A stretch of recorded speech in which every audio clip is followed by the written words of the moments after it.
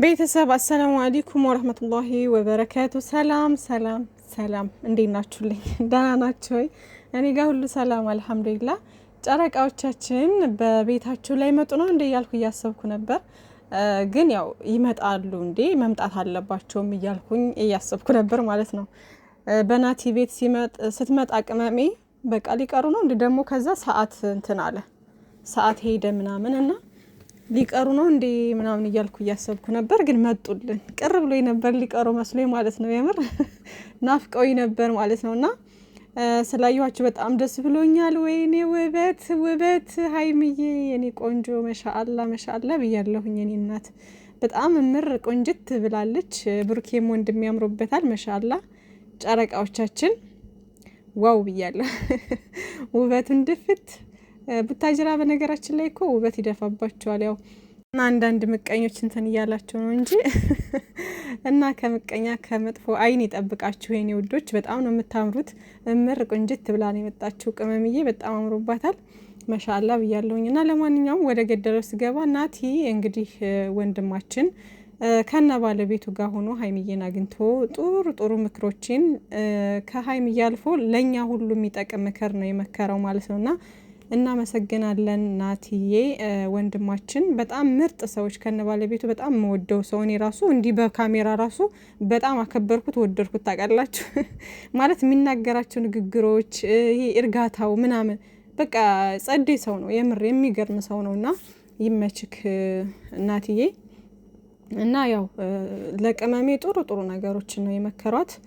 የልቤን ነው በቃ የውስጤን ታውቃላችሁ። የውስጤን የሆነ ሰው እንዴት ነው የውስጣችሁን ነገር ሲናገርላችሁ ደስ አይላችሁ? እንደዛ ነው በቃ የውስጤን አለ አይደል። በቃ ለየትኛውም አይነት ፈተና በህይወት ላይ እያለን ብዙ አይነት ፈተና ይገጥመናል እና ዋናው አንድነት፣ መተማመን፣ ፍቅር ነው። እነዚህ ነገሮች ካሉ በቃ ምንም ፍቅር ካለ በነገራችን ላይ ሁሉም ነገር አለ በውስጡ። መተማመን በቃ ጥንካሬ ይሰጣችኋል። ላይክ እንዴት ነው መተሳሰብ አለ፣ መረዳዳት አለ፣ መደማመጥ አለ። በፍቅር ውስጥ ብዙ ነገሮች አሉ አይደለ? ስለዚህ ዋናው ለሰው ልጅ ፍቅር ነው። ፍቅር ሲኖር ደግሞ አንድነት ይኖራል፣ መተሳሰብ ይኖራል ምናምን ነገር አይኖ በቃ ለቅመሜ አንዳንድ ነገሮች ሴት ላይ ከባድ ሊሆኑ ይችላሉ። ግን ደግሞ ዋናው የብሩኬ እሷን ማስበልጥና እሷን በቃ ማንም ሰው እንዲነካበት ስለማይፈልግ ብሩኬ ለእሷ ያለውን ቦታ ስለምናቅ ነው አንዳንዴ እንትን የምንለው ማለት ነውና ሀይሚዬ የኔ ቆንጆ የኔ እናት ምንም ነገር ቢመጣ ጠንካራ ጀግና ነሽ። በፊት እንኳን ብዙ ነገሮችን አሳልፈሻል። ምንም ነገር እርግጠኛ ባልሆንሽበት ነገር ላይ እንኳን ሆነሽ ብዙ ነገሮችን ያሳለፍሽ ልጅ ነሽና የሚመጣው ካለፈው አይበልጥም። ስለዚህ ምንም ነገር ጠንካራ ጀግና ሆናችሁ አንድ ላይ ሆናችሁ ጥላትን እንዴት ማስወገድ እና ማባረር እንዳለባችሁ ነው አሁን ላይ ልናይ የሚገባው። እኛም ከናንተ የምንፈልገው እሱን ነው። እናንተም ደግሞ ለወደፊቱም የሚበጃችሁም ሆነ በቃ ከናንተ የሚጠበቀው ያ ነገር ነው። እኛም ደግሞ ማየት የምንፈልገው እሱን ነገር ነው። ምክንያቱም ተቃራኒ ቦታ ሆናችሁ ላይክ እንዴት ነው በተወሰነ መንገድ ተጋፍጣችሁ ግን ደግሞ አሁን ደግሞ በሀሳብ እንትን ብላችሁ ደግሞ ተቃራኒ ቦታ ሆናችሁ እየተጨቃጨቃችሁ ምናምን ብዙ ነገሮች አልፈዋል ከዚህ በፊት። ከዚህ በኋላ ግን አሁን ላይ በተለየ ሁኔታ ስለመጣችሁ ስላላችሁም ወደፊት ብዙ ነገር ስለሚጠብቃችሁ አንድ ሁናችሁ እንዴት በቃ የመጣብንን ነገር እንዴት ነው የመጣብንን ፈተና እንዴት ነው የምንወጣ የሚለው ላይ ነው መስራት ያለባችሁ። ማየት የምንፈልገው እሱን ነው። ሊያስተምርም የሚችለው እሱ ነው። ለሰዎች ሊያስተምር ራሱ የሚችለው እሱ ነው። ስለዚህ ውዶቼ ምንም የሚያሳስብ የሚያስጨንቅ ነገር የለም። በተረፈ ያው ይሄ ነገር ውዶቼ ስራ ነው። ግን ደግሞ እንዴት ነው ነገሩ እንደ እውነት እንዲመስል ማለት አለ አይደለ እንትን ለማሟሟቅ ያክል ነው እንጂ ላይክ ምንም ነገር እንትን ብሎ አይደለም። ገባችሁ? ምንም ሀሳብ እንዳይገባችሁ አትጨነቁ፣ አታስቡ። ናቲም ምክር የሰጠው ምናምን መሆን ስላለበት እሱም ያው በዚህ ነገር ላይ በዙሪያቸው ያሉት ሰዎች እነሱንም እየመከሩም ሆነ ምናምን ለኛ ይጠቅማል ያሉትንም ሆነ ሊያደርሱን በተለያየ መንገድ ከዚህም በኋላ ይመጣሉ። ገባችሁ አይደለ? ስለዚህ ምንም ማሰብ መጨነቅ አያስፈልግም። እና ሀይሚዬ የኔ ቆንጆ ብሩኬ ባንቺ የሚደራደር ልጅ አይደለም። ከምንም በላይ የሚያስበልጠው አንቺን ነው። አሁንም ቢሆን በቃ አንቺ ላይ ምንም ነገር እንትን እንዲላ አይፈልግም። እንደሚናገረውም ተግባሩንም የምናየው እንደዛ ነውና ምንም ሊያስጨንቅሽ አይገባም ማለት ነው የኔ ቆንጆ። ከዛ በተረፈ ያው ናቲም ነግሯታል ብሩኬ ምን ያክል አንቺ ቦታ እንዳለው ያውቀዋለሁ፣ ምንም እንዳታስቢ ስለዛ ምናምን ብሏታል ማለት ነው። ያው ሴት ስንሆን ላይክ እንዴት ነው ይሄ ነገር እንኳን ቢሆን ብለን ብናወራ ወደ እሷ እንትን ይሆን እንዴ የሚለው አስተሳሰብ እኮ ውስጥ እንትን እያለ ነው። ግን ደግሞ እንደዛ አይደለም። ምንም ነገር ማሰብ መጨነቅ አያስፈልግም ማለት ነው ውዶቼ።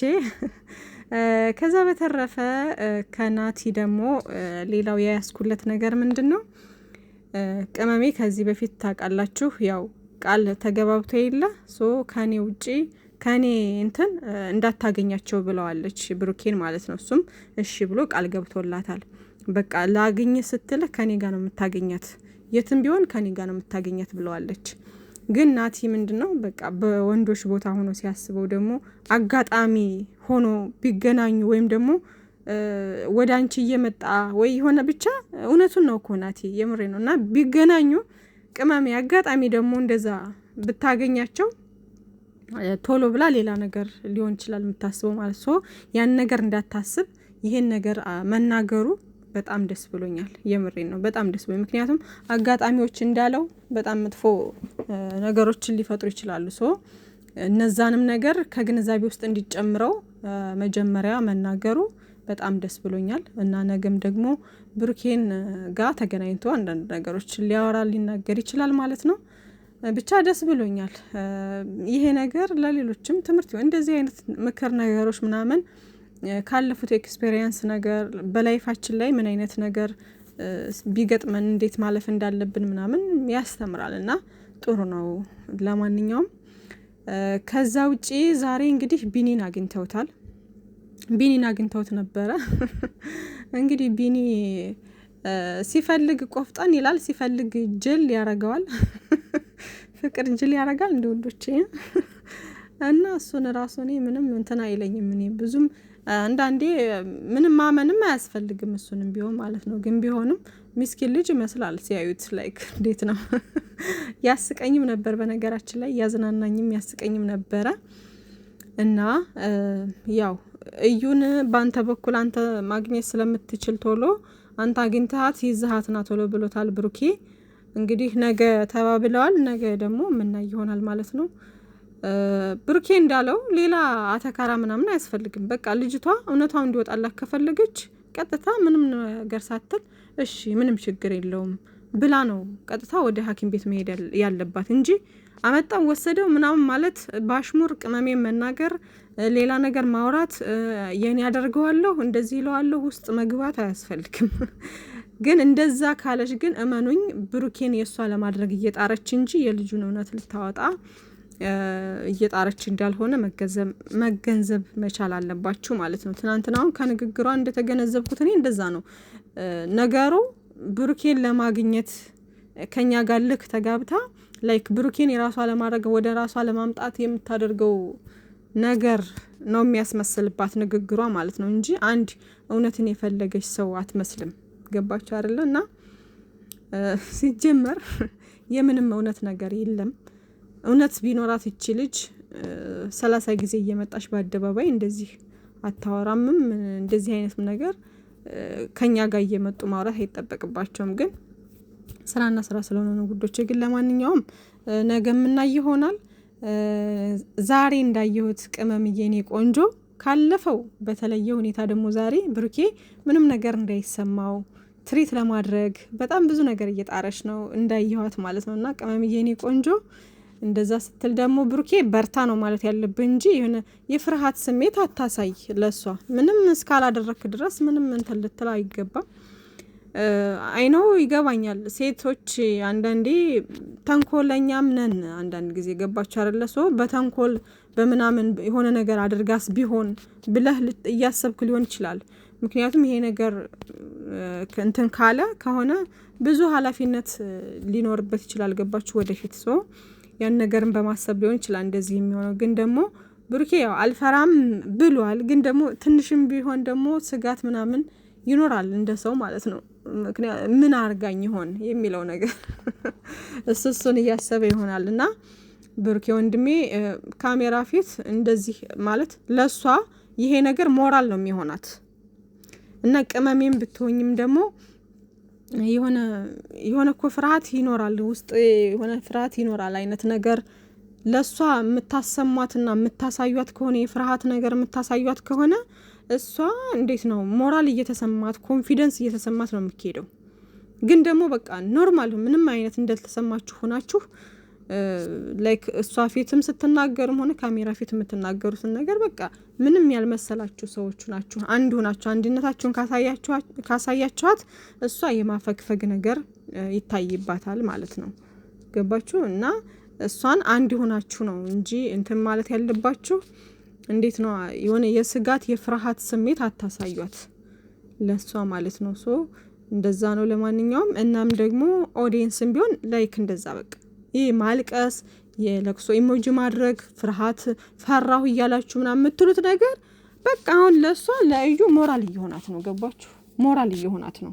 እንደዚህ ይችላልው ማለት ነው የሚል ወኔ ውስጥ ነች። ያ ነገር ስለሚኖር ነው ፍጥጥ ብላ ዝም ብላ ድርቅ ብላ እንትን ካፈርኩ አይመልሰኝ አይነት ነገር ማለት ነውና ነገ ብቻ ለማንኛውም የምናይ ይሆናል። እሷ ድርቅ ብላ ይሄ ነው እያለሽ እኛን ለማሳመን ወይም ደግሞ በቃ ሌላ ጭንቀት ውስጥ እንድንገባ የምታደርገው የኛን ደካማ ጎን ስላወቀሽ ነው። እኛ ያን ነገር ሲነሳ እንደሚያስጨንቀን ስለምታውቅ ደካማ ጎናችንን ስላወቀሽ በደካማ ጎናችን እየሄደች ነው እንደዛ የምታደርገው። ገባችሁ አይደለ? እና በቃ እንደ ገብቼበታለሁ ምናምን ነገር ነው ነገሩ። እና ያው ዞሮ እውነቱ መውጣት አይቀርም። እና ደግሞ ያው ዲኤንኤውንም ካደረጋችሁ በኋላ ወደ አዲስ አበባ ትሄዱ አሪፍ ነው። ቡታጅራ የለም የምትሉ ሰዎች ደግሞ ዲኤንኤ አለ ውዶቼ። አሁን እኔም የለም እያልኩ እየተከራከርኩ ነበር፣ ግን በቅርቡ እንደተከፈተና እንደውም ትንሽ ቆየት እንዳለ ምናምን ሰዎች ነግረውኛል ማለት ነው። እዛው የቡታጅራ ሰዎች ሁሉ ምናምን እንዳለ ተናግረዋል። ዲኤንኤ ቡታጅራ ላይ አለ እና የለም የምትሉ ሰዎች ማለት ነው። ሶ ምንም ነገር አያሳስባችሁ አያስጨንቃችሁና ብሩኬ ዲኤንኤው እስኪመጣ ድረስ ቡታጅራ ቢቆዩ እኔ ደስተኛ ነኝ። ምንም የሚመጣ ነገር የለም። ሲቀጥል ደግሞ ማለት ነው ውዶቼ ልጁ እንኳን የብሩኬ ቢሆን እኮ ምንም ያን ያክል አሁን የሚጠበቅበትን በወር ተቆራጭ ያደርጋል በቃ። ከዛ እሷ ጋር እኮ ምንም ያገናኘው ነገር የለም። እሷ እየሄደች ትረብሻለች በመሃል። ማናት እሷ እንደዚህ ቦታ የምትሰጣት? አሁን እናንተም ሀይሚዬም ብሩኬም ማናት እሷ? ማንም አይደለችም እኮ አይደለ እንዴ?